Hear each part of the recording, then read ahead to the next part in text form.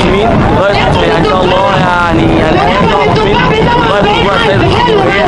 معتصمين مش عشان مرسي في حد ذاته، مرسي اصبح رمز للاراده الشعبيه، اصبح رمز لكل الاصوات اللي انتخبته، اصبح رمز لكل العداله والحريه اللي احنا عايزينها، اصبح رمز للثوره المصريه في حد ذاتها.